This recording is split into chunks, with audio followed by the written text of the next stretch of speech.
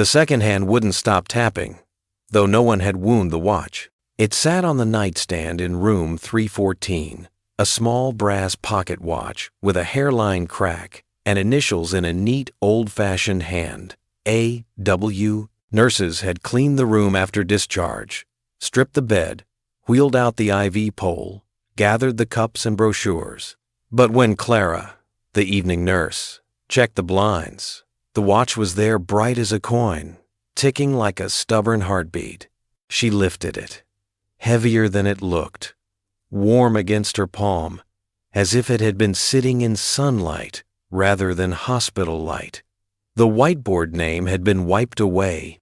A family had stood here earlier, an older woman with careful posture, a young man in a denim jacket, a little girl asking if the machines were robots. They had left relieved. No one had carried a watch. Clara slipped it into a zipper bag and walked it to the nurse's station.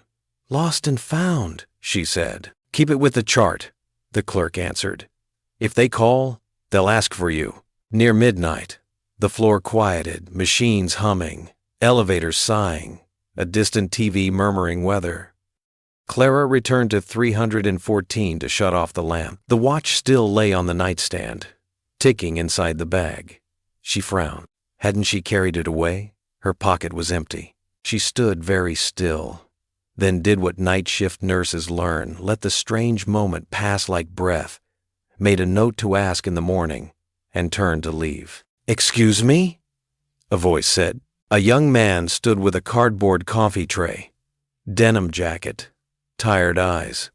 "I think we left something," he said. "My grandmother's watch. It was my great-grandfather's." Clara gestured to the nightstand. The man's shoulders dropped with relief. "Thank God," he said, and picked it up. "It's been ticking," Clara said.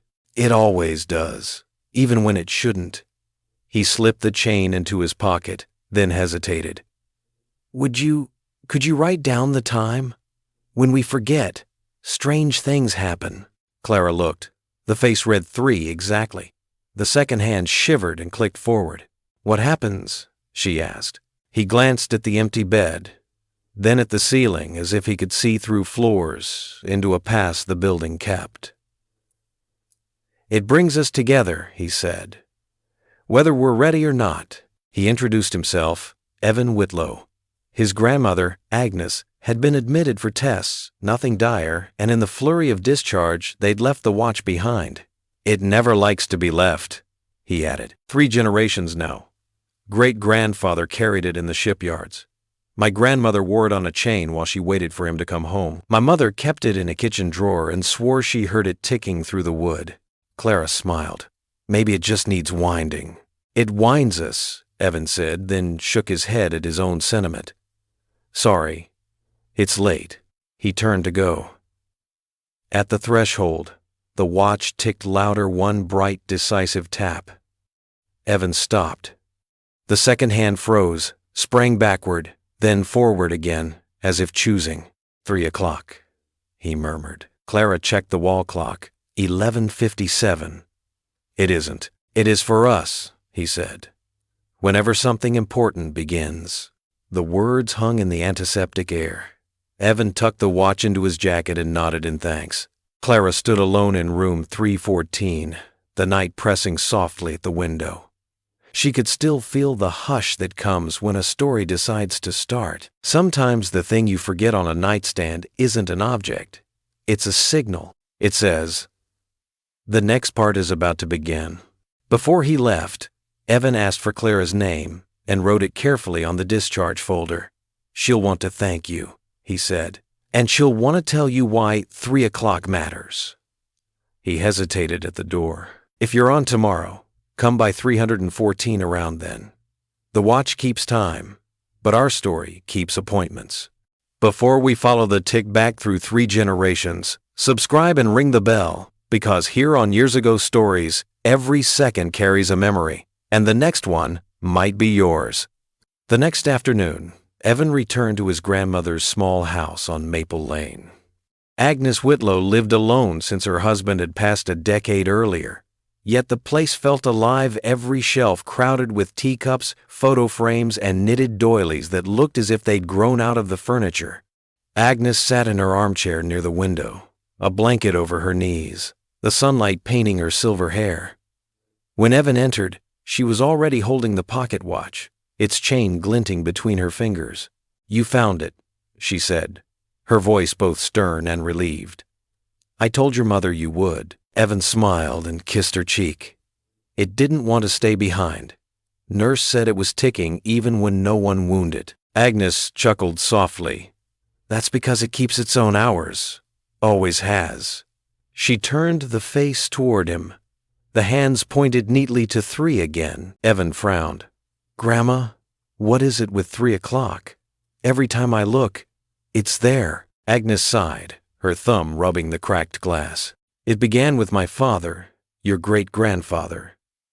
He worked the shipyards. Long hours, hard work, and always the night shift. He'd come home at 3 in the morning. My mother said the watch ticked louder those nights, almost to announce him." She leaned back, eyes distant. "When he left for the war, he promised he'd be back at 3 o'clock sharp. And one winter morning, just as the hand struck 3, he walked through the door. Not a minute before or after. From then on, my mother swore the watch told us when he was near." Evan turned the piece in his hands. "But how would it know?" "It doesn't measure time," Agnes whispered. "It measures moments." Agnes's eyes softened. "When I was young, I wore it on a chain around my neck. Your grandfather laughed at me. But on the night you were born, Evan, I was sitting in the waiting room. The watch began ticking so loud the nurse scolded me. Then, at exactly 3 a.m., the doctor came out and said your mother was fine, and so were you." Evan blinked. "So it marked me too." She nodded. "Every important turning has happened at 3. My father's return, my wedding day dawn, your birth. Even your grandfather's passing the watch stopped for the first time in years, and when I checked, the hands were stuck at 3. Evan shivered. "That's why you told me never to leave it behind?" Agnes pressed the watch to her chest.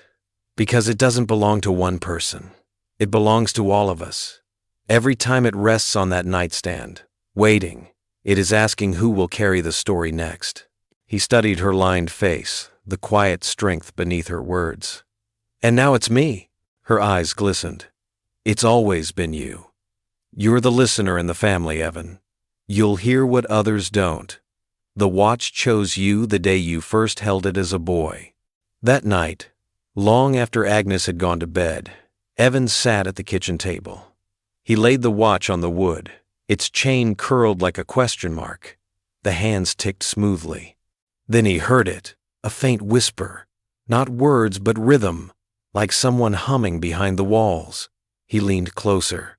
The sound pulsed with the ticking. 3, 3, 3.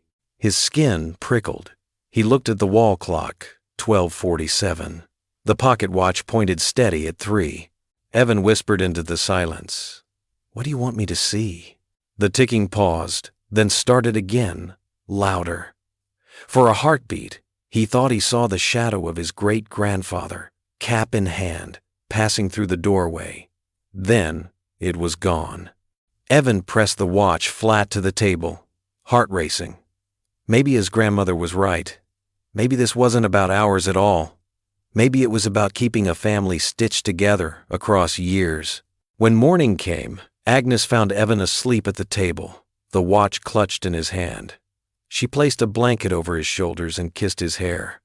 "It will tell you," she whispered, "but only if you're ready to carry the weight." The watch ticked once sharp, deliberate, and for the first time, Evan believed it wasn't just marking seconds, it was marking him. 2 days later, a storm rolled across Maple Lane. Rain streaked the windows of Agnes's house, drumming on the porch roof. Evan rummaged in the attic, searching for the old cedar chest his grandmother always mentioned but rarely opened. Dust coated everything, lamps without bulbs, boxes of faded Christmas ornaments, a suitcase that still smelled faintly of tobacco. At last, he found the chest.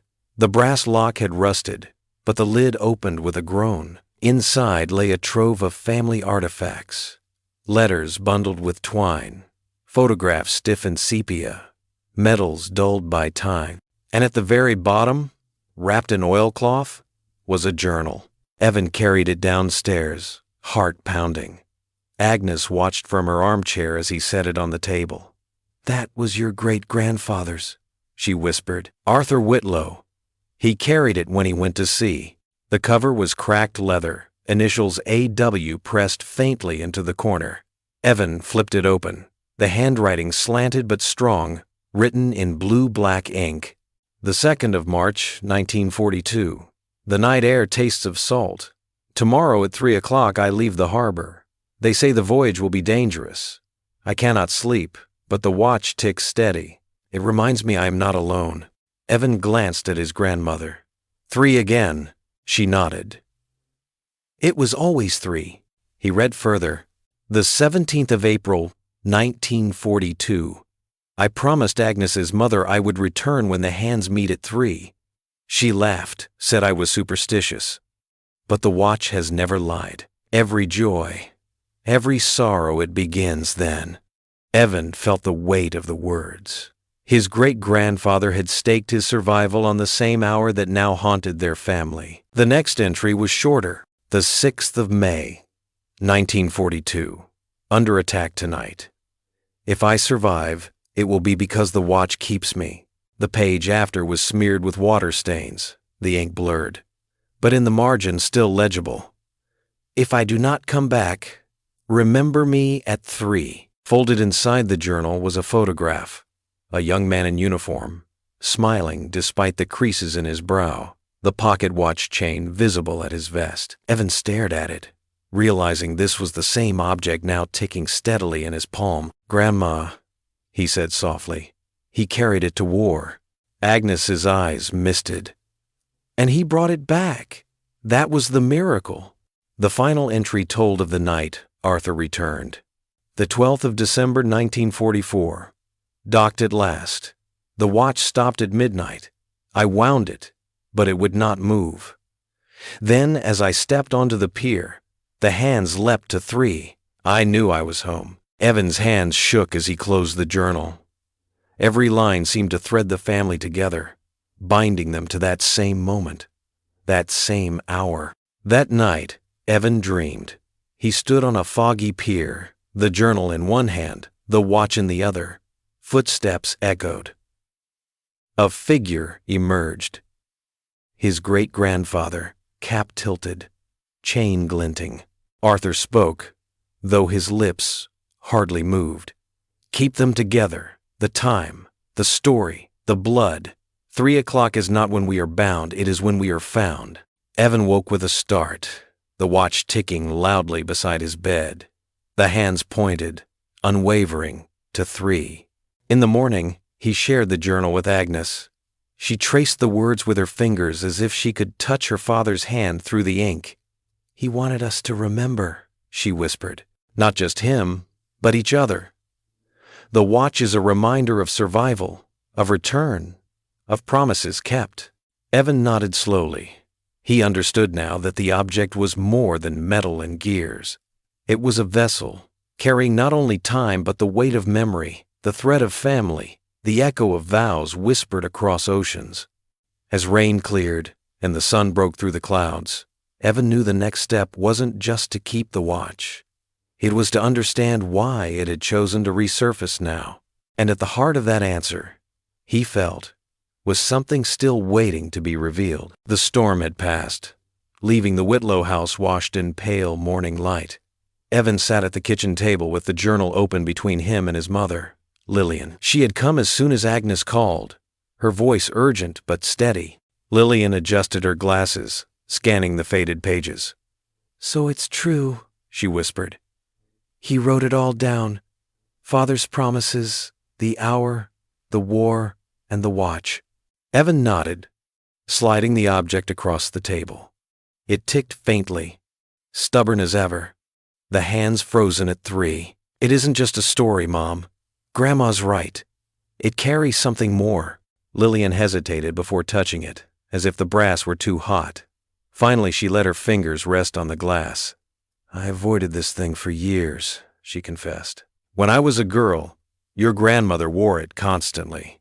Every time it struck 3, something happened. A letter arrived. A phone rang. Once the house caught fire down the street and she said, 'The watch warned me.' I hated it. I didn't want my life measured by a clock." Evan frowned. "But you kept it anyway." She shook her head. "No, I buried it in a drawer when I was 19. I told myself I wouldn't be bound by ghosts. Then," her voice faltered, "the night you were born, Evan," the drawer rattled. "When I opened it, the watch was glowing, ticking so loud the nurse thought I'd hidden a metronome. At exactly 3, the doctor said your first cry came. I never touched it again." Agnes entered then, wrapped in her shawl, her voice firm despite her frailty. "Because you were afraid, Lillian. But fear doesn't break a chain, it only tangles it." She sat at the head of the table, placing her palm flat on the journal. "This watch isn't cursed. It's a covenant. Your father carried it across oceans. I wore it through war and widowhood. You tried to silence it, but it still found Evan, because the chain doesn't skip." Lillian's eyes welled. "I didn't want him burdened with it." Agnes's tone softened. "It isn't a burden. It's a guide. The time isn't about death or disaster. It's about return, about moments that bind us. Evan has the heart to understand that."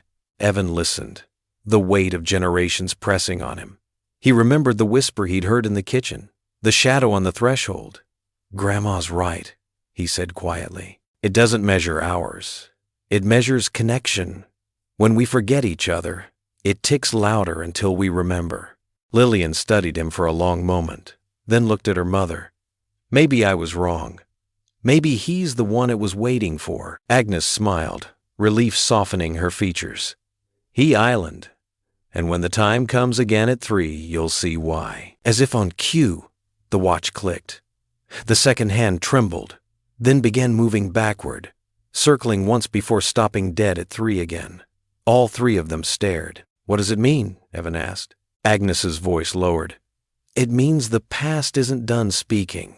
There's still something it wants you to know." They sat in silence, 3 generations bound by the same brass circle. Rain dripped from the eaves outside, steady and slow. Lillian reached across the table, covering her son's hand with hers, and Agnes placed her frail fingers atop them both. For the first time, Evan felt the watch not as a weight but as a bridge. His great-grandfather's ink, his grandmother's faith, his mother's resistance, all of it converged here, in him. And as the minute hand quivered, he understood.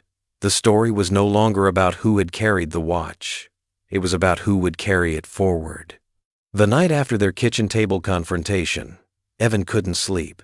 He lay awake listening to the steady tick of the pocket watch on the dresser. The sound was soft, yet insistent, a reminder that stories long buried were waiting to be uncovered. At exactly 3 in the morning, the tick grew louder. The hands glowed faintly, and Evan sat upright. He picked it up and felt warmth radiating from the brass case. Without thinking, he slipped it into his pocket and went downstairs. The storm had left the air damp, and the floor creaked under his steps. He reached the parlor, where Agnes often kept old things. Drawers lined the cabinet, stuffed with receipts and forgotten bills. Evan pulled one open, and to his surprise, the watch vibrated faintly in his pocket. He tried another drawer. Nothing. On the third, the watch ticked faster. He opened it, revealing envelopes, postcards, and at the very back a small wooden box. He lifted it out, heart racing. The watch stopped vibrating. The lid creaked open. Inside lay letters wrapped in ribbon, his great-grandfather Arthur's handwriting unmistakable. The top one read, "For Agnes, to be opened when the watch strikes 3. Evan carried the box to the kitchen and lit the lamp. Agnes shuffled in, awakened by the noise. Her shawl draped over her shoulders. "What have you found?" she asked, voice trembling. He handed her the letter. With hands shaking, she broke the ribbon. The paper smelled of sea air even after decades. "My dearest," it began, "if you are reading this, it means I could not say it in person. The watch has always been our signal. I promised I would return at 3. But if I do not, remember this. The watch will keep our story until another Whitlow is ready to carry it forward." Agnes pressed it to her lips. Tears glistened on her cheeks. "He left this for me and for you." Other letters followed, short notes from ports, scraps of poetry, fragments of memory. Each ended the same way. 3 o'clock is ours." Lillian entered quietly, drawn by the voices. She read over Evan's shoulder, her face softening. "So, all these years, it wasn't about superstition. It was about love, about keeping us bound when distance threatened to tear us apart." Agnes nodded. He knew time would scatter us. The watch became his anchor. Evan unfolded the last letter. Unlike the others, it was addressed not to Agnes, but to the one who listens. His breath caught. "That's me," he read aloud. "If the watch has reached you, then you are the listener. Every family has one, the person who holds the threads together. Do not be afraid of the weight. Time is not only ours, it is memory, promise, and bond. At 3, you will always find us." Evan's hands trembled. The word seemed written across decades, waiting for him. Agnes smiled faintly. "He knew you, even before you were born." Lillian touched his arm. "Maybe that's what I was afraid of, that the watch would claim you. But maybe it's not a claim. Maybe it's a calling." As Evan folded the letter, the watch clicked. The second hand, long frozen at 3, began to move. One tick, then another, circling smoothly around the face. For the first time in years, it kept ordinary time. Agnes gasped. "It's alive again." Evan held it close, listening to the rhythm. "It's telling me this story is safe, that I've heard what needed to be heard." The 3 of them sat together, grandmother, mother, and son, while the watch ticked, marking not just seconds but reconciliation. When dawn came, Evan placed the letters back in the wooden box. "These need to be preserved," he said, "not hidden. Our family should know this." Agnes clasped his hand. "And you'll be the one to tell it. You are the Whitlow who listens." The words echoed in his chest like a vow. He felt the truth settle. The watch wasn't magic. It was memory, refusing to be silenced. And now it was his to carry forward. The morning light spilled across the kitchen table where the letters lay in their wooden box. Evan, bleary-eyed but awake, traced the ink with his fingertip. The words from his great-grandfather felt alive, as though the man himself had sat across from him only hours earlier. Agnes dozed in her chair, shawl tucked around her shoulders. Lillian stirred oatmeal at the stove, her silence filled not with resistance, but with thought. For the first time, the Whitlow house felt less like a place weighed down by memory and more like a place carried by it. The tick of the pocket watch on the counter was steady, ordinary, yet it filled the air like music. Evan held the watch in his palm. "It's not just ours," he said quietly. "It's for everyone who comes after. The question is, what do we do with it now?" Lillian set down the spoon. She looked older in that moment, tired from years of denying the object's pull. "I spent half my life pretending it didn't matter," she admitted. "But after last night, I know it does. The watch isn't asking us to worship it. It's asking us to remember. If we forget, it grows louder. If we listen, it rests." Agnes opened her eyes, voice soft. "Then keep it alive. Tell the story. Don't hide it away like we did. Make it part of your life, not just part of your drawer." That weekend, Evan called his cousins, aunts, and uncles. He asked them to come to the house for Sunday supper. They gathered around the long oak table, laughter mixing with the clink of dishes.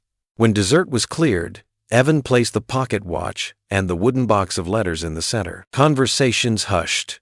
All eyes turned to him. "This," Evan began, "is more than a watch. It's a record of who we are. Great-grandfather carried it through war. Grandma wore it when she waited for him. Mom hid it because she was afraid of it, but it still kept her close to us. And now, it's mine to share."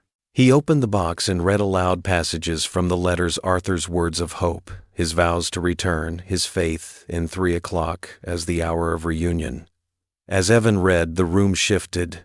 Family leaned in, listening not only to him, but to something deeper, the echo of a man they had never met, but who had shaped them nonetheless.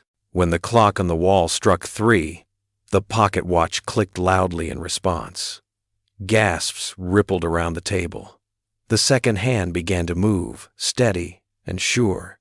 Agnes smiled through tears. "He's here," she whispered. Lillian reached across the table and clasped her mother's hand. "No, Mom, they're all here. Everyone who carried us.